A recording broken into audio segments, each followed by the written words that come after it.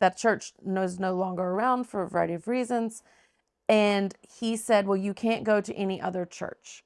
You Mhm. have to only listen to my sermons. And so we're going to record them and you're going to listen to those and those only.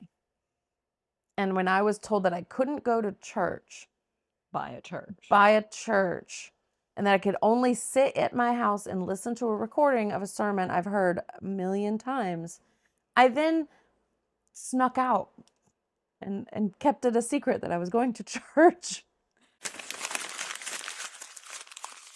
Now, in some Baptist circles, there's actually another hypothesis about Baptist origins. But before I dive into it, I want to point out that many Christian traditions have alternative views on their origins, views that often differ from the more academic narrative that I've been sharing in this series. For example, the Roman Catholic Church sees themselves as being the one true church, going all the way back to the Apostle Peter, who they see as being the first pope. In the Catholic view, everyone else split off from them, including the Eastern Orthodox churches. However, the Eastern Orthodox Church holds the opposite view. They see themselves as being the one true church, and they see the Roman Catholics and Protestants as being misguided offshoots. Even some Anglicans like to see their church as having an origin that predates the Roman Catholic Church. These Anglicans would say that the Church of England can claim an unbroken descent from much earlier Celtic churches that were planted in the first century. So, my point is that the Baptists are by no means unique when it comes to having an origin story that treats their particular tradition as being special. They need to remember that. They're not unique. Well, No, pause it. um, maybe. Like so much of each of these denominations is based on their own uniqueness. Mm-hmm. Like, well, we definitely have it right because we're unlike any other church. Right. Unlike any other church, unlike any other Yep. religion is very much the weight they like to throw around. And sometimes in their title.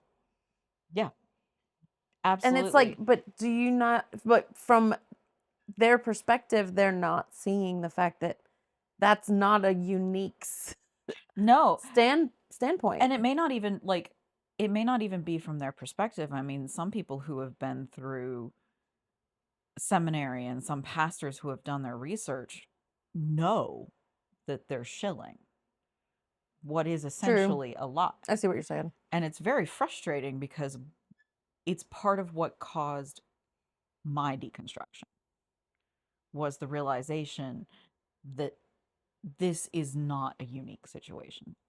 Yeah. Not religiously, not denominationally, not church wise. Like, Mm-hmm. we are not unique in any way, fashion, or form. And that is what led me to my deconstruction.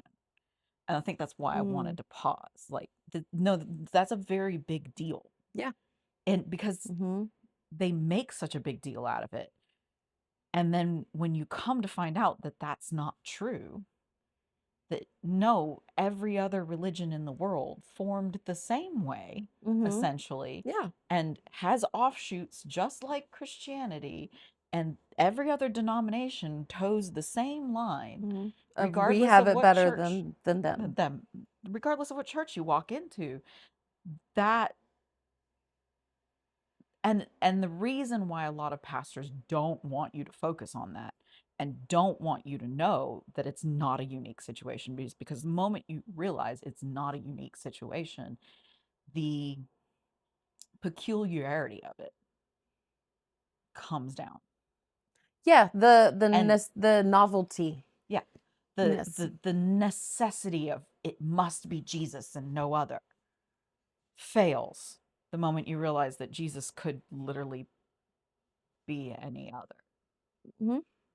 Like, Yep. And for me, seeing it within denominations itself is what started to break or the even wall. individual churches. An individual. Oh, yeah. Yeah. Yeah. I mean, we're First Assembly, but we're the best We're the First best first Assembly. system. Like, Or, yeah. whoa. or just, offshoot groups that make wild claims of you can't go to any other church.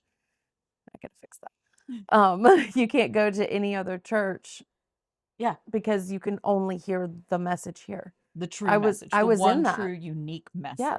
Well, so there was when I was married to my first husband, we got knee deep, not even knee deep, throat deep, neck deep into a cult.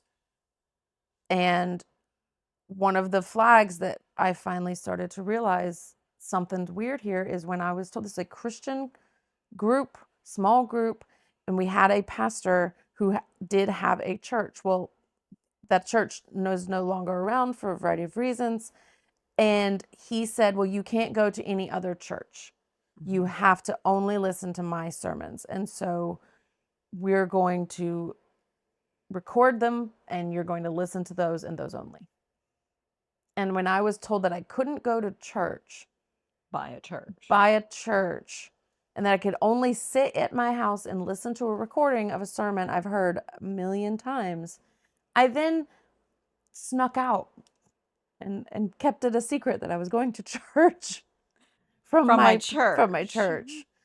And that's insane, because it becomes this, well, I have it right, they have it wrong. If you go over there, you're going to hell. And it gets really granular too. I know Really not granular. every church operates this way. I know that the situation I was in was more extreme, presented more extreme and more drastic, but it's not as there's unusual. a thread line there that is Yeah. in every denomination. The rhetoric itself is not unusual. No. Like the application of the rhetoric might have been unique in your situation. But the rhetoric itself is not unusual at all, No. because recruitment relies on it being the answer you couldn't find anywhere else. Yep. Mm-hmm. And I mean, how many posts do you see on Facebook?